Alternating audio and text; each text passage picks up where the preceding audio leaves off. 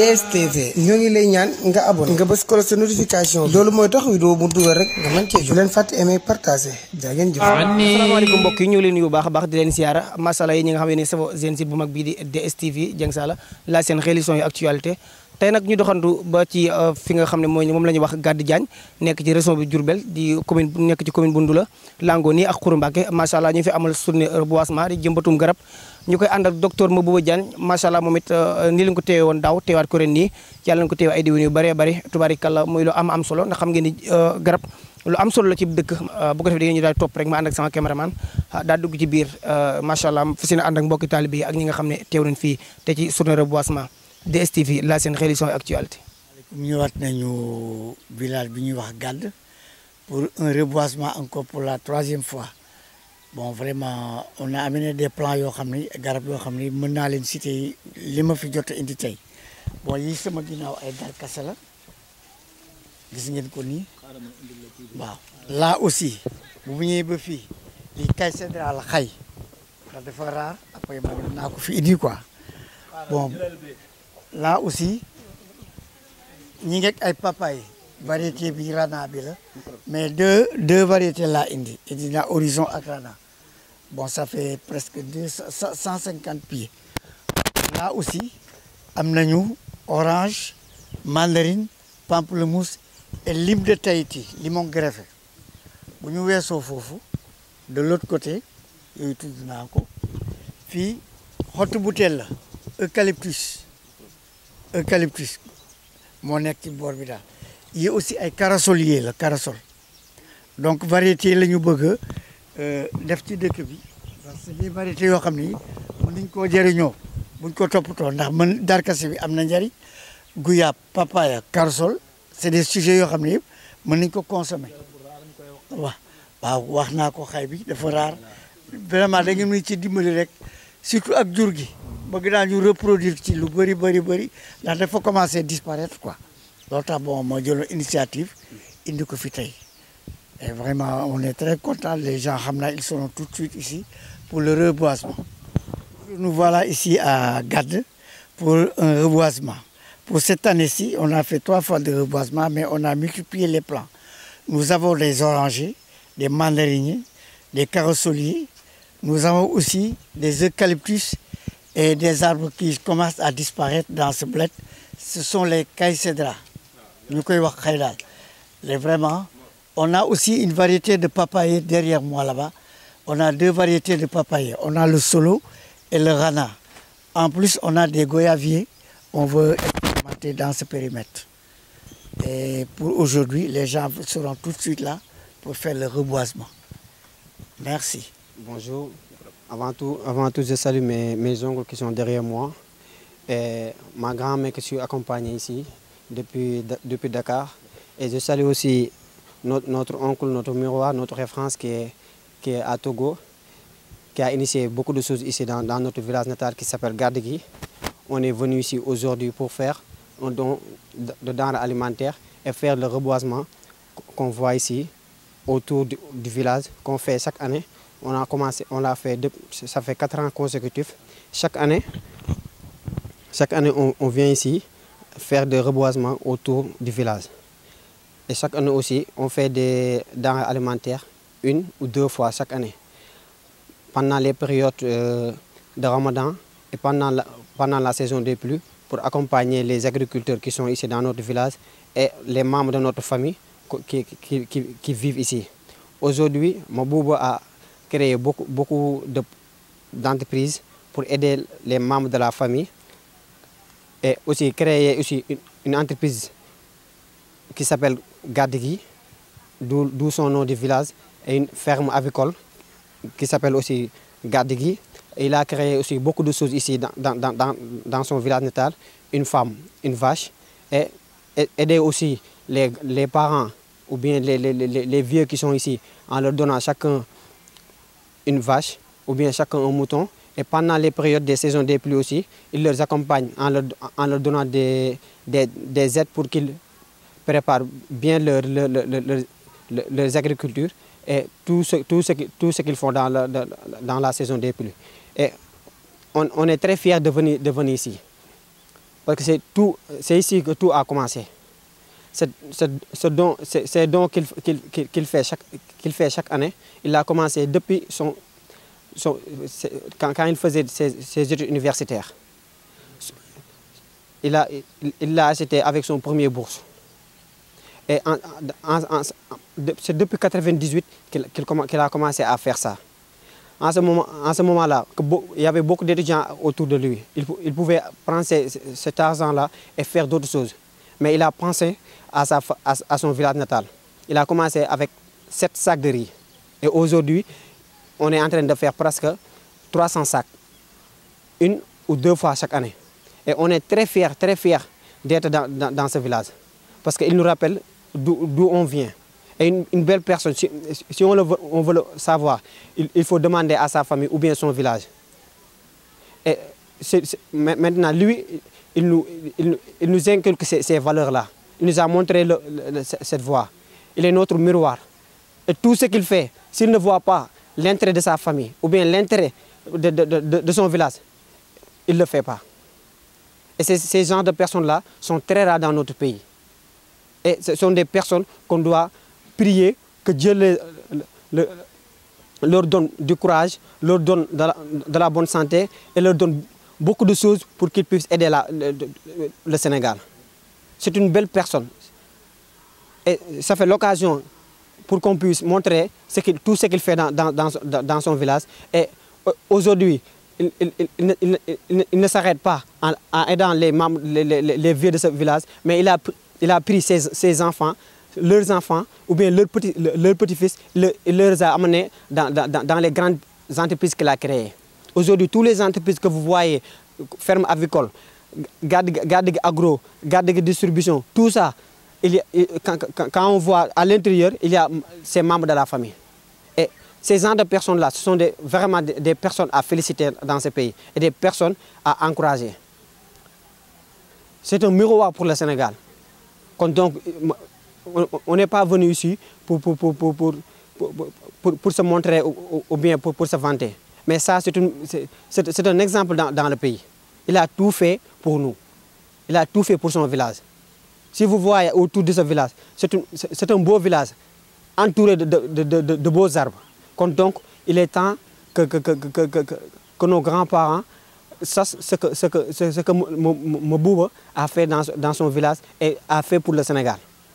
Merci. rahmatullah wa barakaatu yéen mbooloo mi ñëw nuyu yéen ñi fi teew ñëpp di rafetlu teewaay bi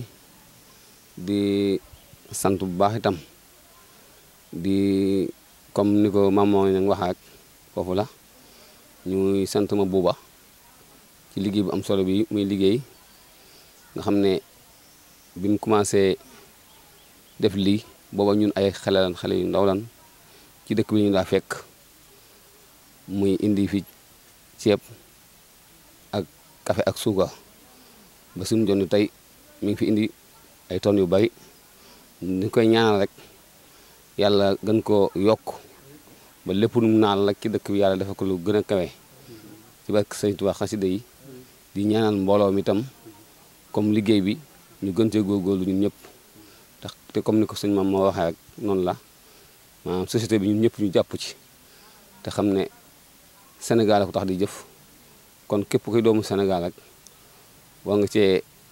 dugal sa loxo saa bu la wooyee nga mën ko ci wuy si ngir jàppale ko surtout ñun rawatina ñun doomi Gàdd ñu gën see góorgóorlu lu baax jàppit ci liggéey bu baax a baax a baax te xam ne luñ ci def rek suñu bopp lañ ko defal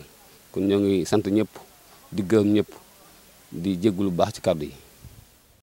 asalaamaaleykum maa ngi leen di nuyu yéen ñëpp seen tur ak seen sant di leen wax ni dañoo dellusiwaat Gàdd tey ñëwoon nañ fi daaw fekkee ren dellusiwaat nañ fi yàlla nañ fi dellusiwaat déwén di wax ni dañoo ñëw tey pour joxe don yi ak affaire mbiru garab yi wax ji nag li ci ëpp lépp Fallou wax na ko ñun dañ ciy teg ay quelques cadres rek mooy ñu gën a mobiliser jàpp liggéey bi def suñu kéemtulaay kàttan ba buñ fi jógee ñeneen ñi mën koo eggale ndax àdduna moom nit ki mënut a def lépp day def bàyyi fi keneen ñëw àggale maa ngi ñaanal ñëpp koo xam ne ñëw nga ci daje bi tey jii rek suñu borom defal la tawfeex ak taysiir képp koo xam ne tamit mënoo woon a ñëw te am yéene ñëw tamit suñu borom defal la tawfeex ak taysiir te ki nga xam ne moo initié affaire bi mooy moom boobu ñu ñaanal ko moom tamit suñu borom gën koo yëkkati ndax su ko yëkkati koo dëkk bi yëkkati ko comme li Fallou wax ci société yi ñu ngi ciy góorgóorlu bu baax a baax parce que soo demoon tey jii Diender ay doomi gàdd ña nga fa soo demee Touba ay doomi gàdd ña nga fa village yi ñi dendal tamit seeni doom ñi ngi liggéey ci société bi kon defalu ko pour famille mi rek da koo def pour Sénégal kuy def pour Sénégal nag waa Sénégal ñëpp war nañ laa ñaanal wala nañ la jàppale loolu rek laa amoon ci lu may wax jërë ngeen jëf merci beaucoup.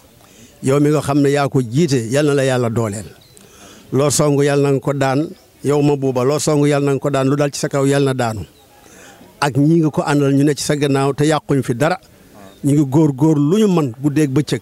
di wéy ci say ndigal la nag dañ ne tegale nag bu yan bu njëkk ba jubee lu ca tegee dana jub waaye yan bu njëkk ba bu dëngee lu ca tegee dana dëng alhamdulilah rabbil alamin nag bi nga xam ne yaa ngi jiitu ñu topp ci yow te leer na ma ne yow yàlla ne soo daanoo ñun ñëpp ñu daanu kon yàlla na la yàlla dëgëral ba doo daanu yàlla boo taraxiis ñu topp ci yow yàlla buñ taraxiis ci barke yonant bi ñëpp gërëm nañ la ñëpp sant nañ di ñaan yàlla foo seen yàlla na nga ko weesu loo mën ren yàlla sa lay sa asakay déwén defin wii nag defal nga ko gàdd gépp waaye gàdd gépp a ko soxla réew mépp a ko soxla nii nga ko defee nag ku sant Diagne tey am nga yéene defee ko noona kon nag ñi koy defit yal na leen yàlla may luñ ko defee te it ñi topp ci yow it saralef yàlla na la yomb ndax ñi topp ci yow ñëpp am nañ yéene yi def lii ngay def man gee ko motiwut waaye nag daanu bu yoon jeexut waaxu sil du jeex comme yaa ngi fi ñi ngi fi gis nañ li ngay def ñoo ngi lay xool ñoom itam yal leen yàlla may wërsëg bu mel ni sa wërsëg te yàlla leen may leen xol bu mel ni sa xol bi yàlla na ko yàlla def ci barke yonent bi sallallahu alayhi wa sallam. gàdd gépp ñu ngi leen di siyaarewaat baax di leen nuyu te di leen balu xaq te di leen balu xaq baax di leen ñaanal jàmm ak tawfeex di nuyu mboolem kilifa yi gàdd yi rawatina Serigne Ali Diagne mi taxaw ak sëñ Mor Diagne mi di kilifa gi. ñu ngi leen di siyaare baax di siyaare mboolem dëkk bi waaw di rafet lu jëf ji rek wax dëgg yàlla jëf ju rafet la ndax it comme que yàlla àtt na suñu borom jox na la kàttan gi ak man gi nga dollawaat ko ci say famille dollawaat ko ci sa dëkk wax dëgg la loolu suñu sag la suñu ndam la te nii nga ko defee tamit jàpp naa ne mboolem doomi gàdd yi yéen a jooju leen am ak bëgg-bëgg boobu xëy na nag comme ni yàlla dogale ci yow la ko yàlla dogale waaye kon ñu ngi si boole sant di la ci gërëm bu baax a baax te di la ci ñaan ak yokkute te di la ci ñaanal yàlla nangul la ko te fural la ko te maanaam mu yàgg nga yàgg koo def bi jaay Seydina Muhammad sallallahu taala alayhi wa sallam jërëjëf. barakaatu mbokk gàdd ñëpp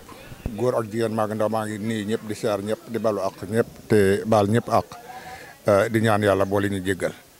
daanaka li ci matoon wax lépp nag wax dëgg yàlla suñ kilifa gi muy Ali Diagne ak Ibrahima Diagne wax nañ ko ñun daal sant nañ gërëm nañ wax dëgg yàlla macha allah ñu ngi koy ñaanal fan wu gudd ak wér ak wërsëg gu gën a yokk ndax fi mu koy dugal moom wax dëgg yàlla macha allah wax dëgg yàlla ñëpp bég nañ ci asalaamaaleykum wa rahmatullah. fii dëkk bi tund bi da gàdd gi dëkk yi ko wër yëpp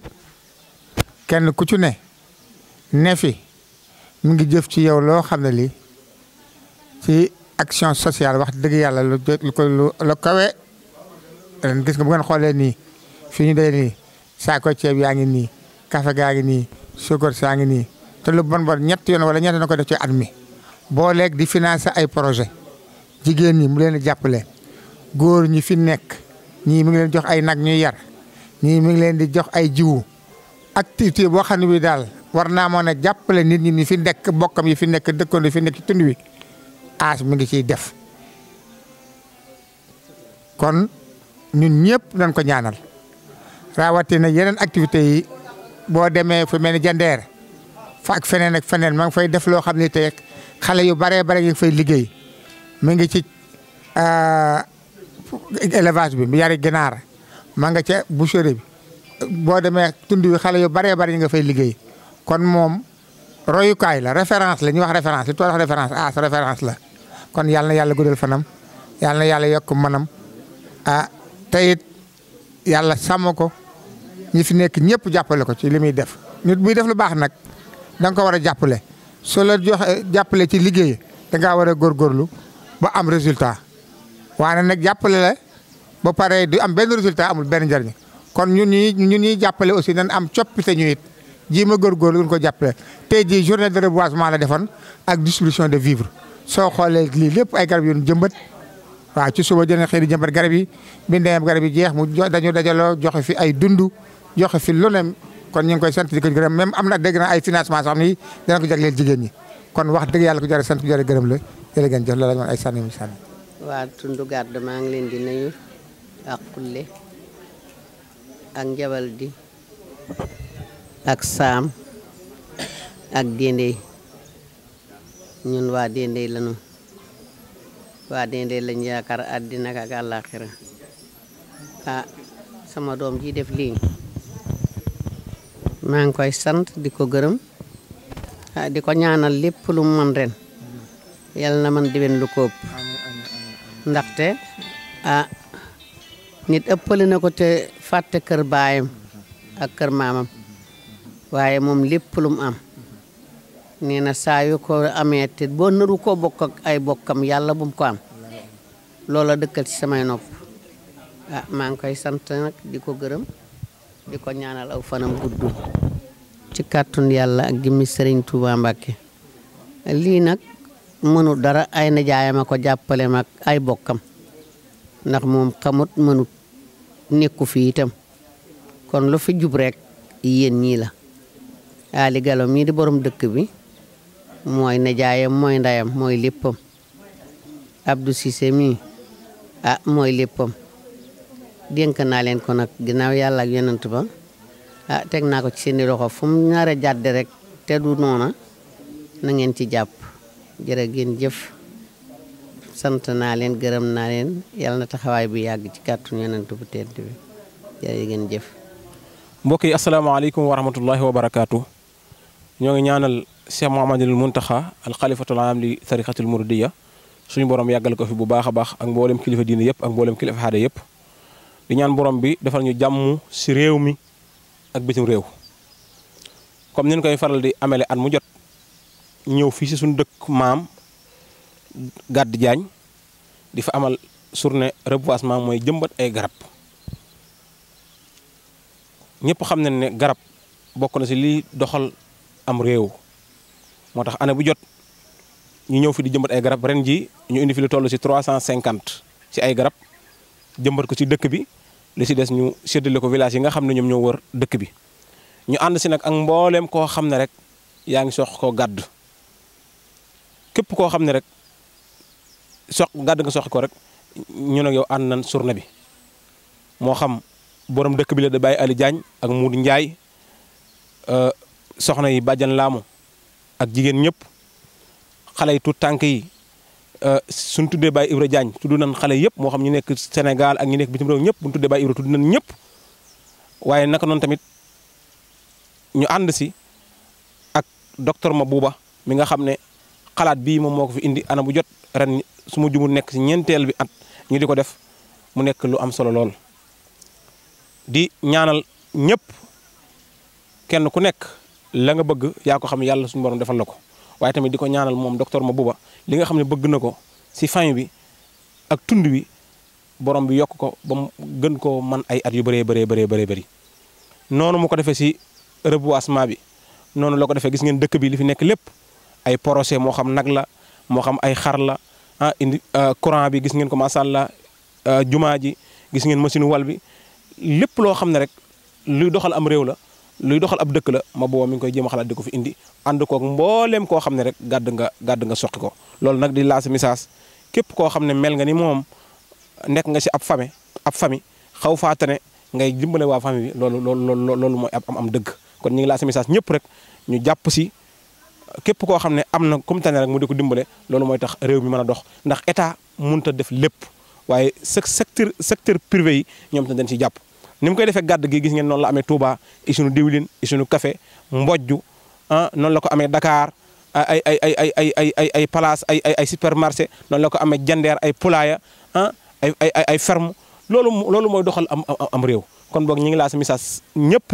ñu jàpp si rawatina ñun waa gàdd ñoo xam ne lii ñu am kat ñu bëri bëgg nañ koo am ñu jàppale ko bu baax a baax gis ngeen tey ay acte social yu baax yu mu fi doon def xam nañ ne mois de août la nekk te xam nañ baykat bu mois de août ñëwee dañ daa wax naan mois de août kat mag tuuti xale dara kon gis ngeen acte yi muy def jël ab ceeb di ko fi séddale noonu tamit la ko defee Touba wax dëgg yàlla loolu acte yu rafet la ñu ngi koy ñaanal borom bi gën koo kattanal ba mu gën koo man an mu jot muy def lu ëpp loolu daraja yi mu bëgg yëpp ak poste yi mu bëgg yëpp borom bi jox ko ba jox ko lu kaw njortam waaye noonu lañ koy ñaanale képp koo xam ne rek si famille Gàdd nga bokk comme ni ma ko waxee léegi rek buñ jëlee Baye Ali tudd ko moom mun Njaay tudd nañ ñëpp buñ jëlee Bàjjan Laamu tudd ko tudd nañ soxna yëpp waaye buñ jëlee Baye Ibra Diagne mi nga xam ne mooy jiite képp koo xam ne rek xale nga te dëkk Gàdd mu jiite la moo xam yaa ngi si réew mi moo xam yaa ngi bitim réew tudd nañ ñëpp di ñaanal ñëpp jàmm ñi nga xam tamit ñoo ànd ak docteur Mabouba moom tam bu ñu tuddee Talla Ñang tudd Jili tudd Baye Mor Mayang tudd nañ ñëpp ñi muy àndal ñoom itam ñu ngi leen jaajëfal di wax na si ñëpp jàpp lii garab yi muy indi kat muy Mabouba garab yi muy def si dëkk bi su ñoree ñoral ko ndax moom nekku fi waaye su ñoree kan la ñoral mooy waa ñi nekk si dëkk bi kon waa dëkk bi na si ñëpp jàpp moo xam si rosaas bi la moo xam si toppatoo gi la bu jamono noor bi ñëwee ñu fexe ba jur gi du si dugg jàpp ko loolu mooy tax mu am confiance di gën a mën a jàpp si dëkk bi waaye nag bu dee def dara tamit te du gis résultat bi loolu tamit ala kulli xel day yàgg bàyyi kon lii ñu am fierté la ñun ñëpp nañ si jàpp bu baax xam ni ñu koy teewee suñ fukki loxo ak juróom-ñaar ndax yaakaar naa dëkk boo dem bëgg ngaa am Mabouba ñun nag yàlla cëral nañu am Mabouba kon nañ ko jàpp bu baax a baax a baax di lancé message tamit si mboolem koo xam ne si famille bi nga bokk bis bi nga xam ne ñu ngi ko daa waajal muy tour de famille bi nga xam ne dañ ko daa def gàmm ba bisu del si ndem si yàlla Baye Sawru yàlla na ko yàlla xara àjjana te dolli ko tawfeex fa mu tëdd moo ñu ko jàppaloon ñëw na ba pare moom itam gis ngeen li nga xam te ni moo am si dëkk bi yëpp moo xam reboisement la moo xam jumaa ji la moo xam lu mën a am lépp lu am rek mi ngi soq ko si tour de famille boobu kon bu nee ba dajaloo waat tour boobu moom moo ñu boole moom moo ñu dajaloo waat kon nag ñun nañ si jàppaat bu baax suñu fukki loxo ak juróom-ñaar ñun waa Gàdd daal ñu mànkoo nekk benn di xàccandoo di dóorandoo mooy tax liñ bëgg am lépp ñu mën ko am ndax docteur Mabouba rek mënul def lépp mënul lépp xaalis mënul lépp bu xaalis tegee doole day taxaw xel taxaw lépp xalaat lépp tege waaye xaalis rek mënul def lépp kon day jàpp fee kay jàpp fee kay jàpp fee kenn ku ne fa nga mënee boo fa jàppee rek liggéey bi day daal dem kon ñu ngi jéggalu baax di sant bu baax site bu mag bi nga xam moom lañ àndaloon di DS TV seen liggéey rafet na gis nañ ñu ngi leen topp bu baax a baax si internet bi li ngeen di liggéey si réew mi yéen a ko xam yéen a ko bëgg tamit yàlla leen ko yàlla àggal ba mu nekk ay chaînes yu gën a mag a mag wasalaamaaleykum wa rahmatullahi wa barakaatu. kii jërë ngeen jëf macha allah ni ñoo ko gisandoo tubaarikàlla dugg nañ ci biir gis ngeen reboisement bi muy jëmbatu garab bi gis ngeen acte social yi nga xam ne docteur Mabouba Diagne mu ngi koy amal fii tubaarikàlla kon ñoo ngi lancé message ñëpp képp koo xam ne bokk nga ci ak famille tubaarikàlla xaw caa tane wala nga am lu la yàlla wërsëgale macha allah lii macha allah royukaay la docteur Mabouba Diagne acte yi nga xam ne mi ngi koy def ndax état wax dëgg yàlla moom lépp mënu ko tamit daa am fu man kenn ku ne fa nga nekk tamit te man fa dara loolu macha allah kon seen mag bi di DS TV lii leen indiloon fii ci Gàdd Diagne tubaarikàlla di leen jaajëfal baax a baax a baax a baax comme Gàdd Diagne waxoon nañu ko ci tàmbali bi mi ngi nekk ci région de Diourbel ci commune bu Ndula tubaarikàlla langoo nii ak Xuru Mbàkke dëkk bu tedd bi leen wéy leen di ànd ak ñun ci DS TV la seen religion actualité di leen abonné di laal ko ci notification bi tubaarikàlla loolu mooy tax vidéo bu ñu dugal rek ngeen mën ci jot asalaamaaleykum wa rahmatulahi taala wa barakaatu. DS TV ñoo ngi lay ñaan nga abonné nga bës ko sa notification loolu mooy tax vidéo bu dugal rek nga mën cee jot leen fàtte aimer partager jaa ngeen jëf